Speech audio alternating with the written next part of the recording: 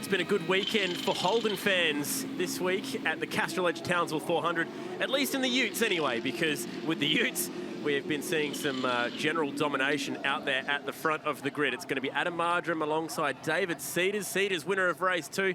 He'll have the front row. He's with Kylie. David Cedars, it's great to see you up at the front. It hasn't happened a lot this year, and in fact, a race win, they've been hard to come by. Yeah, they have for the last year.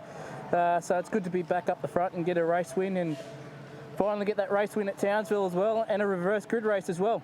Now, you've always been a Ford man through and through, but here you are this year in a Holden. You've got a humming now, though. Yeah, the Holden's definitely treating me well at Townsville, that's for sure. Good luck, enjoy. It was his first win since Darwin last year, and his first in a Holden, and it sees him tie for third in the all-time win list. There are the points. That lead for Harris is slowly dwindling away. Paul Morris joining me in commentary. It is, and Marjoram closing in on him. If Ryle hadn't lobbed him in the last race at Hidden Valley, might be a lot closer. So holidayforlife.com Ute, he reckons it's been impossible to drive it this weekend. 40 kilos of ballast not helping. Not helping at all, and you can just see him really struggling, and the Ford's a little bit off the pace here. Ryle with that 40 kilo success ballast, is copping it big time. ABC towing car at the back has been fixed by Jared McLeod himself. He crashed it, he fixed it himself, and he'll start last. Full left-hand side on the car, rear axles, suspension, front corner. Everyone on the tools down there, all hands on deck, get it to the grid. That gives you an idea. It's exactly how it looks in the run down towards turn 1. So many cars ahead of car number 50 and a lot of people to pass. Be interesting to see how far up he can get in this third and final race of the weekend. That calm before the storm. The Utes, an absolute crowd favourite. So the green flag waves and off we go on the formation lap. East Coast Bull Bars Australian V8 Ute Racing Series, round 4 of the championship. It also marks the halfway point, a series that wraps up the same day that the V8 Supercars do at Sydney Olympic Park. This championship that's getting tighter and tighter, and will this be the moment for Adam Marjoram to break through for his first win? It'll depend on the start. Whoever gets down to turn 2 first and in the lead, that's going to be the key to winning this race, because the top 6 guys are so close. Look at this, George Miedeke out of position 13. Some cars to pass there. Lee Nicolau turned around by Marcus Marshall, of all people, actually in that race earlier today. So at least you can say that he's been turned around by someone famous. Marshall now will have to start out of 28th position. And a long way to go for him to start off the back. So it's the final race of the weekend. So much excitement due here. Final race for the Utes. Dontas, another guy to watch out for. He's just been lurking, staying out of trouble. Starts off the third row here. And a lot of local support, seeing as this is where his mum's side of the family is from. He's a proud South Aussie, but has a lot of family here. Yokohama on board with Andrew Fisher. And he's changed pretty much everything in the brake package from the rotors back. Yeah, new braking system, everything except his right foot they've tried to change, so seems to be helping him. He was a bit better in the second race. Yeah, past a flurry of cars on the first lap. Shamrock Racing on board with Lee Nicolau. It's got Ollie the Octopus on the bonnet. Keep an eye out for that. It's a local charity supporting kids' cancer up here in Townsville, so a nice touch from them. And the Skyreach team, his first ever venture around this Reed Park circuit. This is the man we're talking about as a potential to shoot up to a good position at the end of this race, Craig Dontas. Yeah, all those top 6 guys, they've all got the same car speed. And they're pretty kind to each other in race 2 we saw earlier on this morning. Having a talk to all the boys on the dummy grid just before we got here, and Nathan Pretty reckons the gloves are off. Chris Walton was on the pole for that earlier race this morning, which he unfortunately couldn't convert. He dropped back a few spots. Yeah, he just had to hang on and salvage points. And Cedars is over the line here. If he doesn't roll that back, he's going to so they're straight onto it. Almost giving himself a bit of margin. So if you cross that line or rolling over that line when we go green, you're up for a penalty. You have to be patient on the front row. Look, we've still got cars coming out of turn 12. Yeah, long time to wait. So what you do, you just sit down there, relax, and you have someone on the radio. They'll tell you when the green flag waves at the back. They're just making their way out of the final corner and onto the grid now. So here we go. Usually with the Utes, if we've learned anything, Paul, it's that they usually go very hard for the last race. It'll be on for the last race, and turn 2, the exit of turn 2, whoever makes it 3 wide It's either going to be a hero or a loser. We saw a big pile up down at turn 2 last year. You get the feeling something's brewing here. Red light is on, and we're away. And it's a better start for Cedars. Marjoram wants to get over there, but Marjoram just needs to tuck him behind him here. Perfect start for the Mango McNally's Credit sniffing down the inside. He wants to make it 3 wide. Marjoram's not willing to give this up actually yet. There we go. Pretty makes it 3 wide. He's going to go on with it. Pretty wants the lead. Marjoram's going to be hung out here. He's near the McNally is still in there. Marjoram's been shuffled right back here. Well, you said his best bet would be to slot in behind Cedars, and that's the why. only thing you can do. McNally makes it 2 wide into there. Gives him one in the door. That's fair. He was up there. Yep. Pillar kind of area. Marjoram gets it back. So definitely. And Kim Jane sniffing away at the bumper there. This is just helping David Cedars. Just like he did earlier the key to it. Gets clean air and gets away. These guys will scrap, and Cedars will romp away here.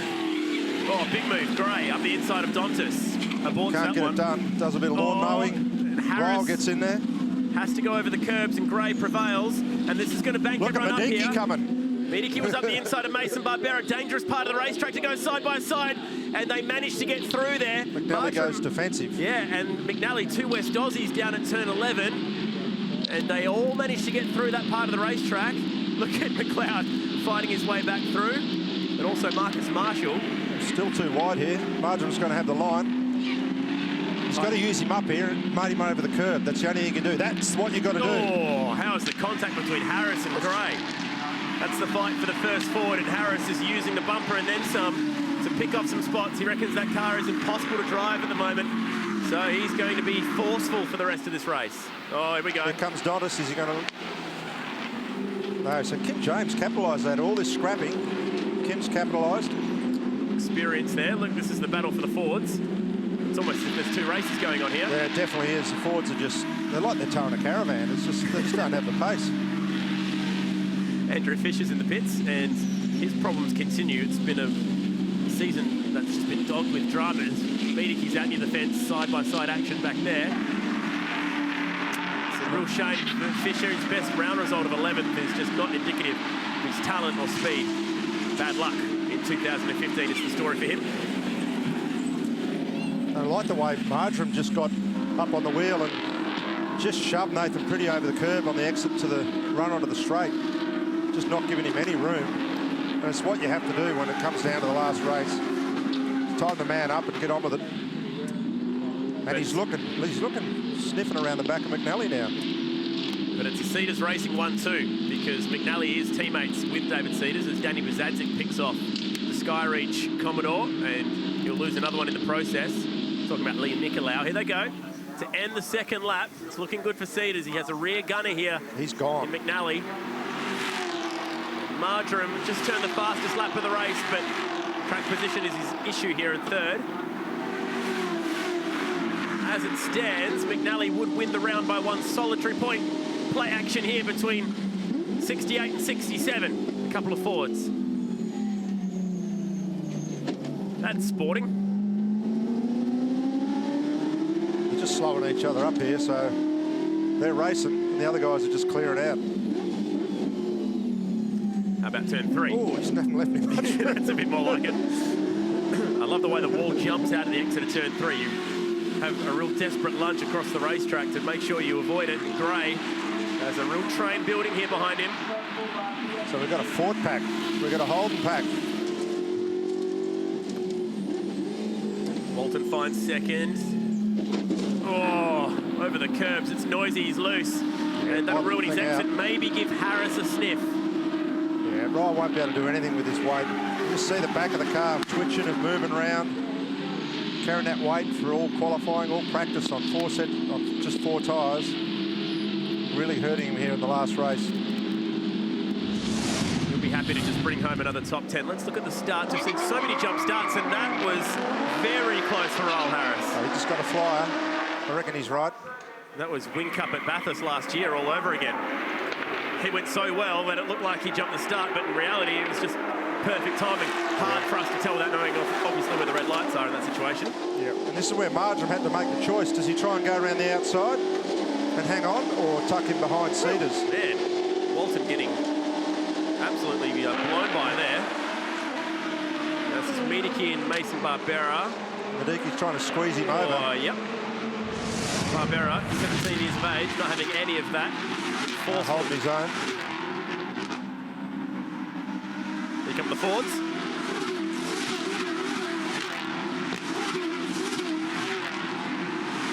McLeod just in picture there now, so he's made his way up to 16th from rear of grid. Good effort. He is flying right now. He is flying, yeah. Got some easy prey in front of him. Should be able to knock those Fords off real easy, the way the Commodores are running here this weekend. Jared McLeod fixing that car himself. Later today, he'll be down on pit lane working with Lucas Dumbrell Motorsport. He's the spike guy, so he's the one who is responsible for jacking the car up, essentially. Yeah, it's a pretty key job. If you mistime that, then the rest of the pit stop goes out the window. Oh, Kim Jane missing the apex at turn 12 there. Yeah, it doesn't hurt you. If you miss it, there's no point driving back to it. Just forget about it and get on with carrying your car speed. When you see Kim just does that, a bit like running a high line on an oval in a NASCAR race. Kim would be straight onto that. Just carry the speed through the middle of the corner. So as they stand, McNally would win the round from Cedars and then Marjoram. Although that's not how they sit on the actual racetrack itself. Harris limping around with that front bonnet looking extremely damaged. And then that's how they look in terms of the order. And there's smoke in the background. And it's Noel Edge's car that was crawling but manages to keep it together. So still plenty of time left in this race. David Cedars, the leader, his teammate Reece McNally, Adam Marjoram in third.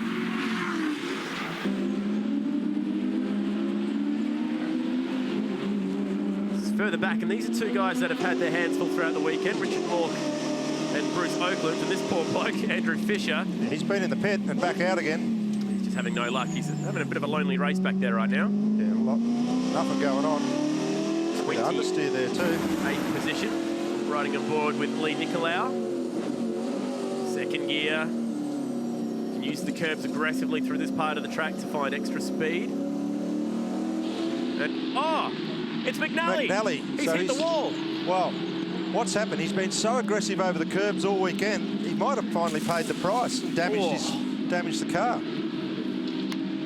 Or no brakes, obviously. So yeah, the way he's gone in there, there's no brakes. He's plucked the right front corner off it.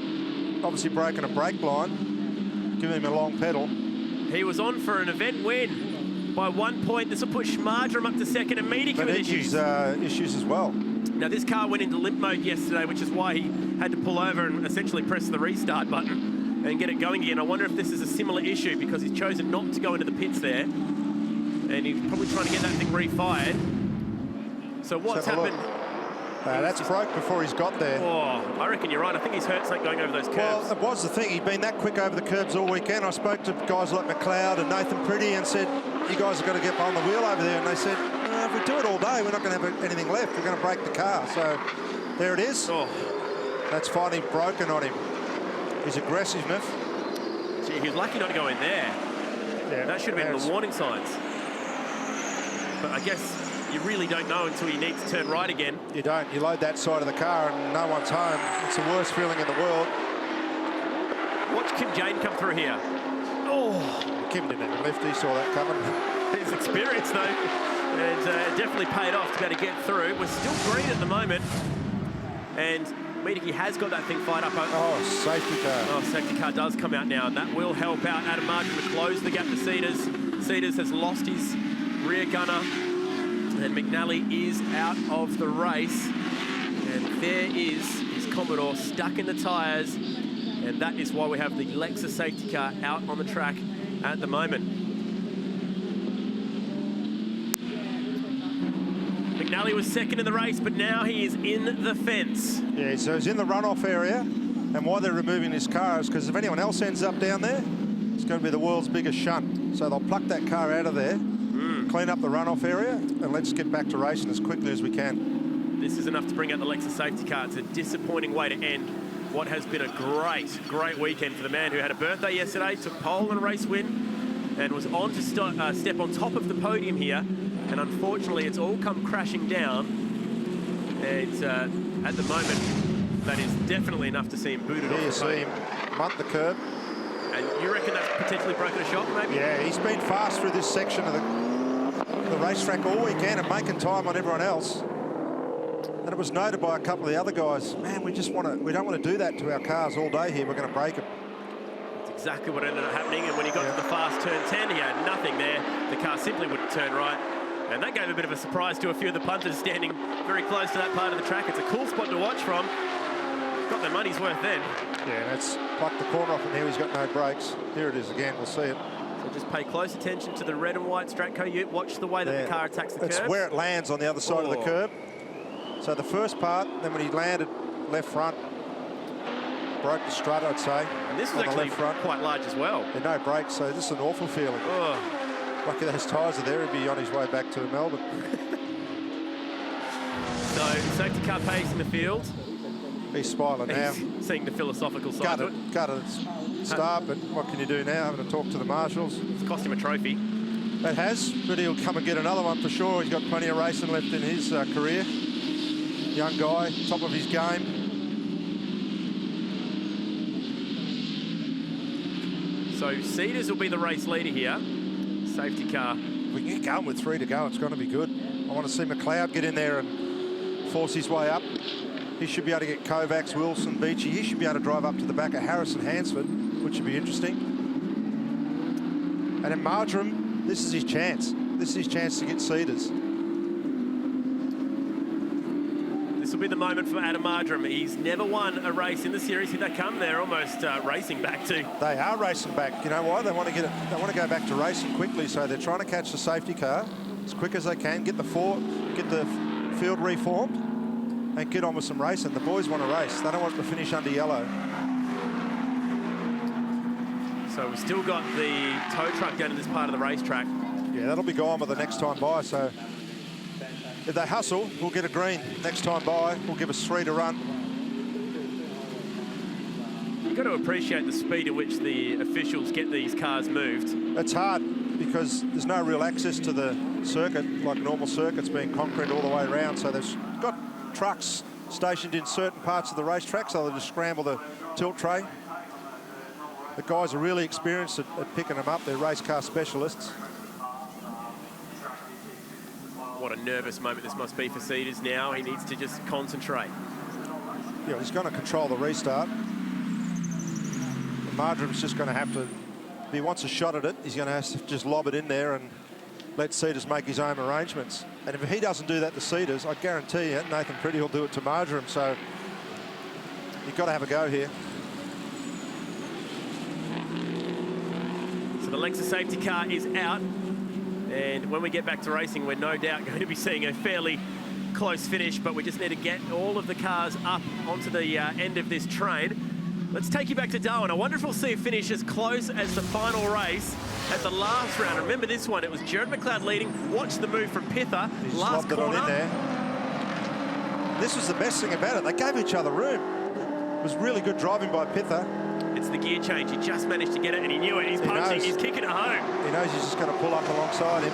16 thousandths of a second, the second closest ever, and the first, or the closest ever, was actually at Darwin as well. So just to show you that we see close racing in the warmer climates. Pither on pole for the second Dunlop Series race too. So very versatile driver, Chris Pither. Yeah, looking forward to seeing how CBS works out across the weekend. Here it is once again. We see. Watch it when it lands on the second part of the curb, right there. Oh, yeah. Just pulls the left front strut out of the ute. And when he goes to turn right, no one home. There's almost that puff of air out of the left-hand side. Yeah, you just know something bad's happened. Whammo into the fence. Yeah. And that is good enough to not just take him out of second of the race, but also out of contention for a podium. And that means that Cedars will step onto the top step if they stay the same way. Adam Marjoram can at least claim his first race win here if he can get around Cedars. Reece McNally ended up in the fence. Here we go.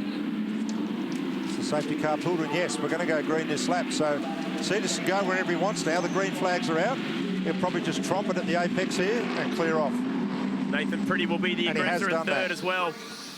Has Marjoram done enough to avoid the danger that is Nathan Pretty lurking behind him? It's a fairly even restart. Here we go, the run to the flag. This is pretty much a green-white checker. Cedars goes defensive. which will fall into Pretty's hands and allow him to range up on the back of these guys now. Cedar's really going defensive, just mid-tracking everywhere. But in doing that, he's just ruined his exit speed, but not enough to give Marjoram a sniff yet. Well, he knows obviously knows the strengths of his youth. He knows he can get off the corner well. He's playing to those strengths. He knows he's got good drive. Further back, there's plenty to still talk about with the likes of Mason Barbera fighting inside the top 10. Oh, big moment. Jeremy Gray out wide across the grass. He's feeling the pressure from Walton, and Donta surprises his Erebus Kim racing Jane round the outside. Oh, there's contact. Jane goes across the grass. They're still he should side give by it side. back to him here. He should. It's really a bit unfair. They both shortcutted at least one of those corners. Yeah, they did. Oh, and Gray gets the fence at the exit of 10 as well. And Walton has passed him. Hansford now on his Peters Motorsport teammate. Couldn't pass him there. This is kicking off. This time by, there'll be 1 lap to go. Cedars has just eked out that margin again. Uh-oh. Oh. Hang on to it. Chris Walton does a good job doing so. Caught one from Jeremy Gray, but to be fair, they're all on top of each other. So Gray just allowed him to straighten it up, tidy it up and get on with it. Last lap, the run to the checkers. Final race for the weekend. You're riding on board with Walton, and this is the battle for the front three. Marjoram's defending. Pretty's in there. Not to be denied. Marjoram goes for the switchback. He'll get it too. Just needs to get the drive out of the corner. Nice work. He would have earned himself the inside sit. Smart driving by Marjoram. Oh, contact. Pretty tries to move him over. Marjoram's having nothing of it. Great racing for second. This will all but ensure a Cedars race and round win here. But they'll race to the flag regardless for second. Nathan's still on him. He's made a small mistake there. Marjoram just ekes out a couple of tenths, which should be enough to get him home from here.